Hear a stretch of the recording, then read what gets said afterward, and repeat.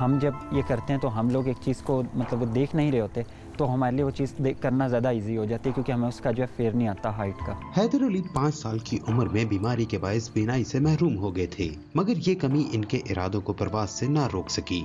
Rock climbing ہو یا وال climbing, Haider علی بلندیوں سے گھبرانے والے نہیں۔ گہری کھائیاں، پرخطر نالے، رسوں پر جھولتے خطرات اور ان خطرات سے کھیلتے حیدر علی۔ یہاں پہ کلائمب کر رہا ہوں، راک پہ کر رہا ہوں، اور اس کے علاوہ میں نے جو کیا ہے وہ ڈفرینٹ جو پیکس ہیں اراؤنڈ 3000 میٹر 3500 میٹر وہ کی ہوئی ہیں۔ بلندی ہو یا گہرائی، پتھروں کو ٹٹول کر پہاڑ کی چوٹیاں سر کرنا اور گہرائیوں سے نیچے اترنا کسی ایسے انسان کے لیے بھی آسان کام نہیں جو کسی جسمانی کمی کا شکار نہ ہو۔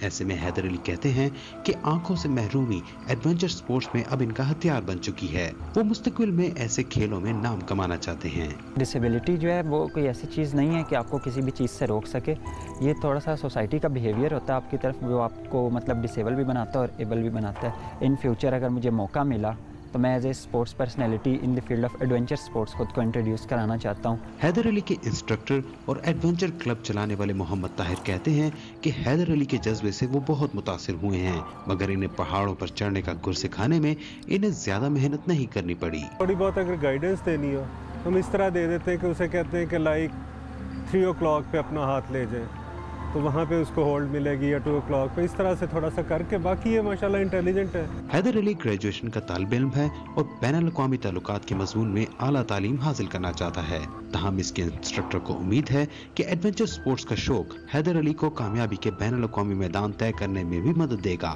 علی رانا، اردو VOA، اسلام آباد۔